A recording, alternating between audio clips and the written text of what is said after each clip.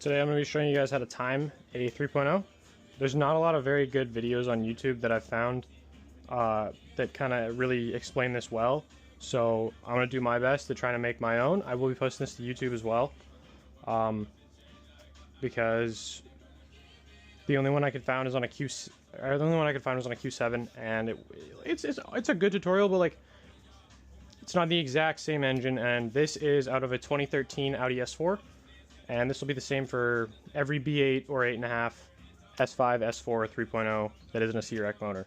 So to begin, you don't want to have, obviously, both valve covers off, all your timing covers off, and I've taken the spark plugs out so there's no compression. And you'll need a crank turn tool. I have this timing kit from Schwab in here. I purchased this on ECS Tuning, and this will include everything you need. I already had a crank turn tool, but it does come with one as well. So the first thing you're going to want to do is take your crank turn tool and make sure that all of the part numbers and logos on the cams are facing straight out on both sides. So you'll know that it is the right way and lined up when you can bolt the cam lock tool into this and into this on both sides. Okay, so I've just rotated it just a little bit more to the right. As we can see, these both sit flush and begin to thread. Alright, so since this engine has skipped a tooth, I can't fully install the timing locking tools on both sides. I can kind of only get the bolts to like kind of thread on this side. This side's good. This side isn't out of time. This side is because it's missing the guide pieces. But the next thing you're going to want to do, I will obviously fix this. The next thing you're going to want to do is take off this engine mount bracket here. And then there's a plug right here that you're going to need to take out, so you can install the crank locking tool. So, okay, maybe the impact driver is not the tool for that one. We'll crack her loose with a ratchet right here. Hopefully you guys can see what I'm doing. Put that on off.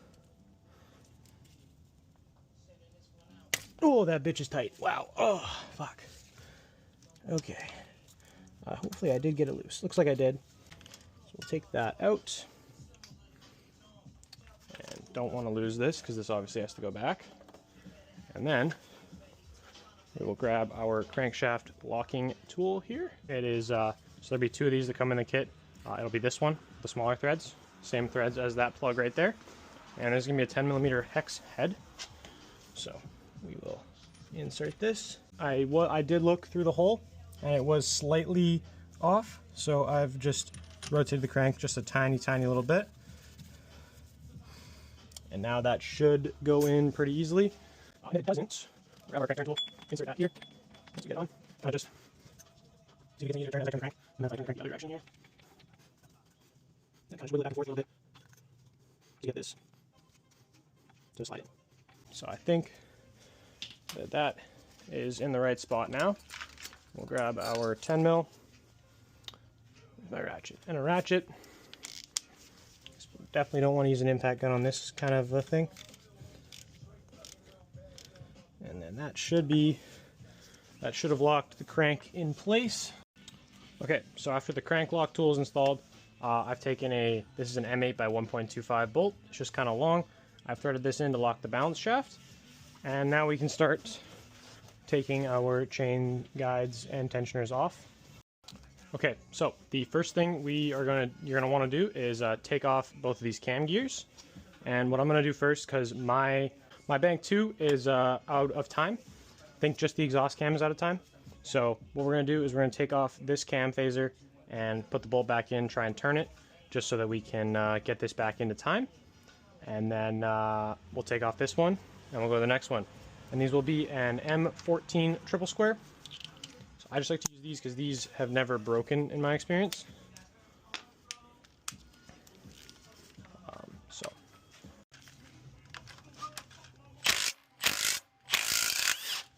Alright, don't do what I just did. I don't think this is the right way to do this. Okay, so gotten our bolt out. We're going to take this gear off, and hopefully this doesn't skip time immediately.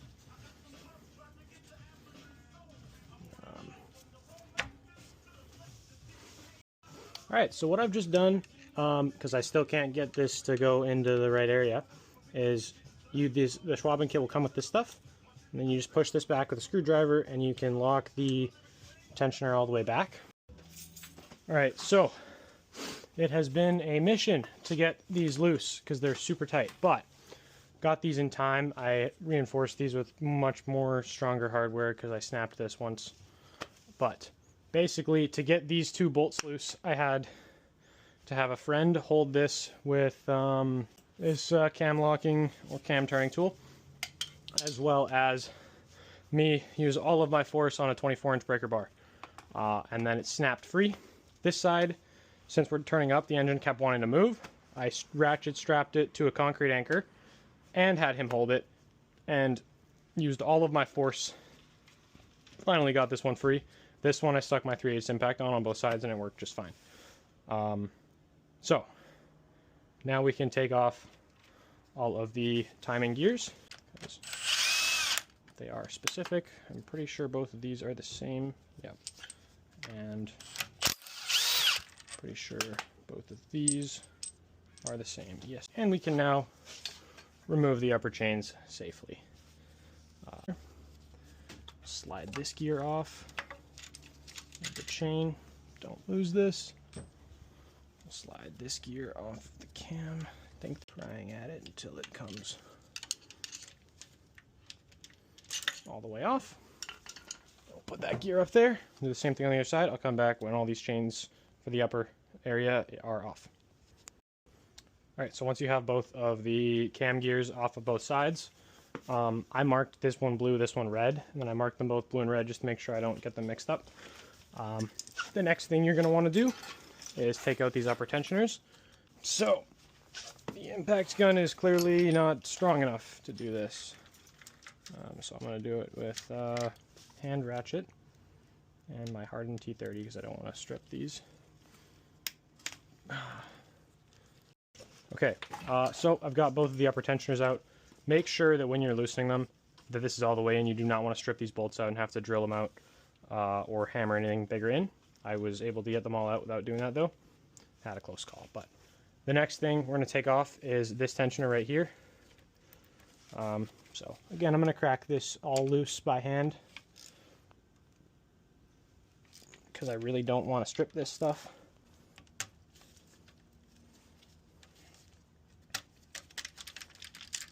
So I'll take that, put that over here, and this chain can come off next. The next thing we're going to do is remove this tensioner, this guide, and this guide. So we'll take the 3 T30s out of this tensioner, crack them loose by hand, and then these are all M8 triple square bolts. Found it, so stick that in there and crack that loose by hand, and we'll take these 3 out.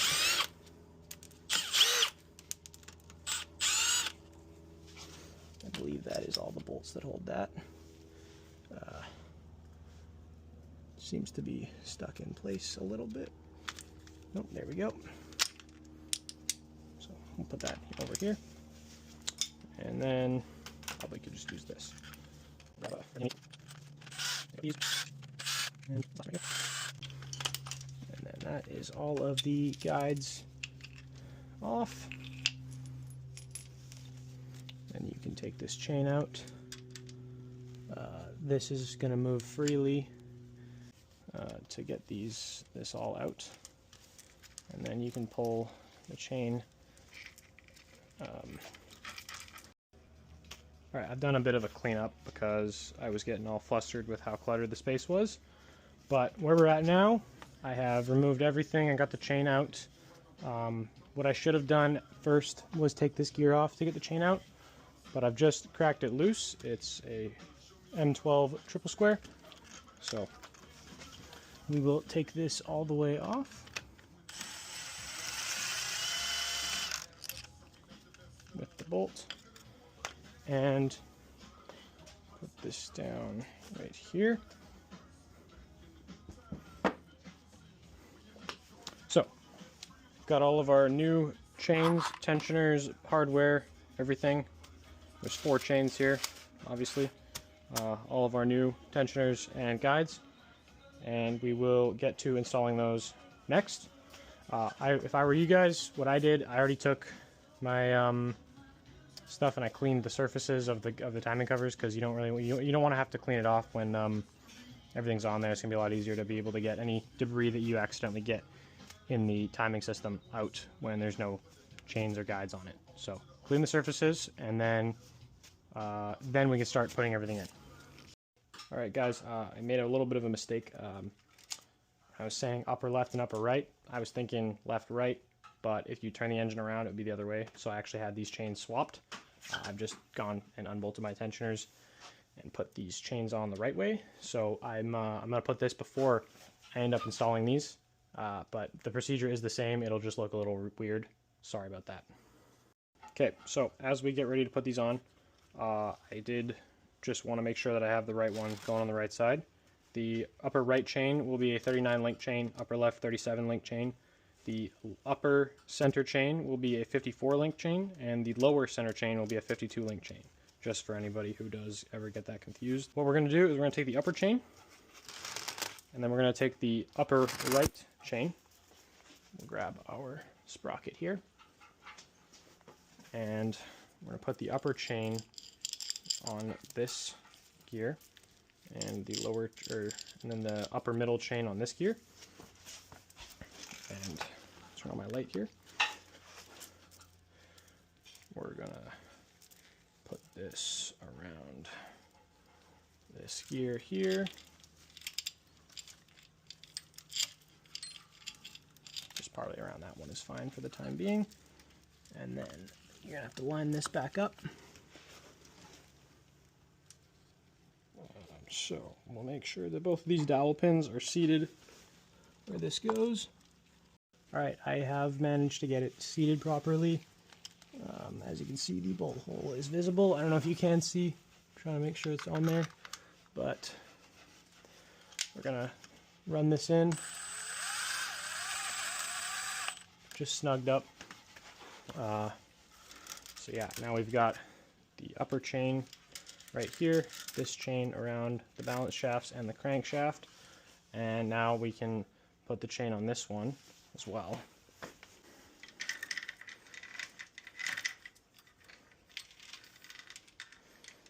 And just kind of hang it by that.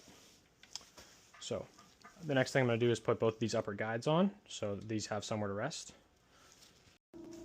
Next thing we're going to do is we're going to put this guide on the top here.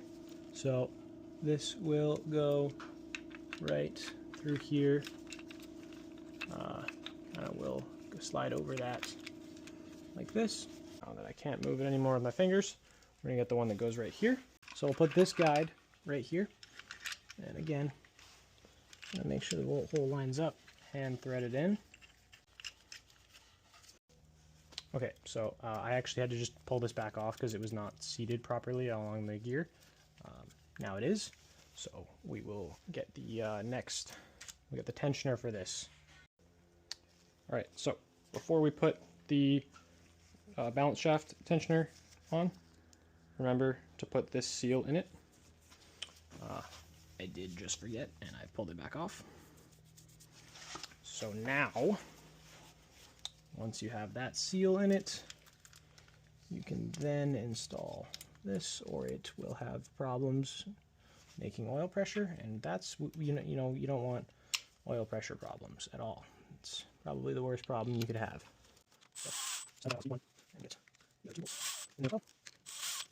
And now I'm going to show you how to put on the oil pump chain. So before we put on the oil pump chain and tensioner, I went to mock it up, and it does block both these, two of these bolts at least. So we are going to torque these. The torque spec for this tensioner is 9 Newton meters, and you're going to want to start at the bottom, then do the upper bolt, and then the middle bolt. And now we can put our oil pump chain tensioner on. This will sit kind of right like that. But we're going to put the chain on first. And it's going to sit. Go around this. Go around this. and then around the oil pump gear. So, let's get this in place. This might be difficult. I could definitely see this being quite the task. So, give ourselves as much slack as we possibly can here. And yeah, it's just not going to be a simple job. Let's get this on. So, kind of just slide this in between everything and make sure that these holes are lined up. And you want to get the bolts with the Loctite on them. And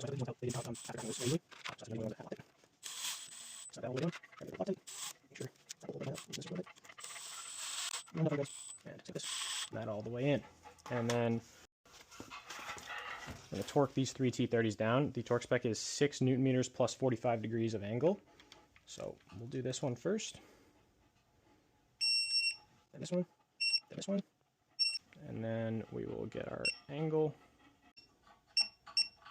Okay, so 45 degree angle.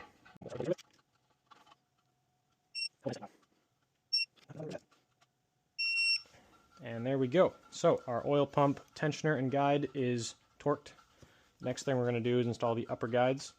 I think I might also just really quickly while we're here torque this and this. So the torque spec for these guide bolts, these M8s, is going to be 10 Newton meters plus 90 degrees. So we'll torque these to 10 with this.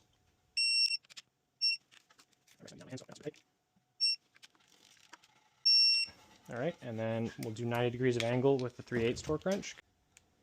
And we'll get started here. Start down here.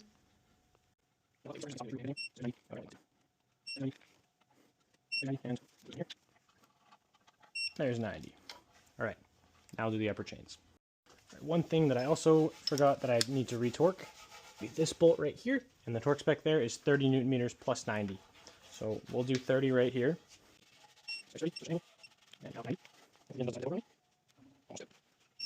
There we go, 30 plus 90. Right, grab our tensioner for the upper left. And to make sure all of these holes in fact line up, slide it down over here, and then make sure the chain goes all the way around it, and that the holes line up. Grab our T30s.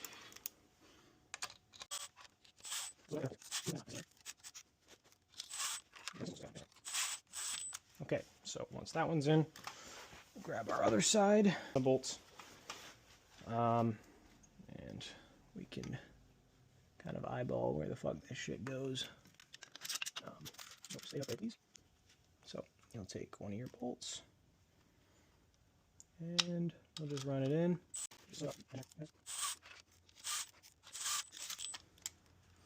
Alright, so now that both of your upper tensioners are in, we can get ready to torque these to spec and then install our cam phasers. Alright, so before we install any of our gears, we're just going to torque all of these to spec, and this torque spec for all of them is 9 Newton meters.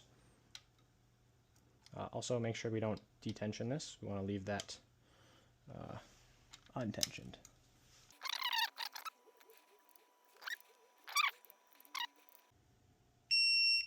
There we go. Alright, so what I've gone ahead and done here is you're supposed to line this mark up with this flat surface on the head. And these are all just painted because I needed to make sure that I didn't swap these from side to side. Alright, sorry. So this one goes on, if you take a look here really close, there is a little cross right there. That will want to line up with the middle of this. So we will make sure that these 3 dowel pins seat, obviously. That is all of the dowel pins seated. As you can see, it does line up with where they come out on all the sides. And our cross is right in the center of this, and this is right in the center of this. So this side is timed. Be the same procedure on this side. I will come back when that's done. Alright, I have installed the intake cam gear and the exhaust cam gear. This is lined up with the center of the flat spot. This cross is lined up with the center of the flat spot.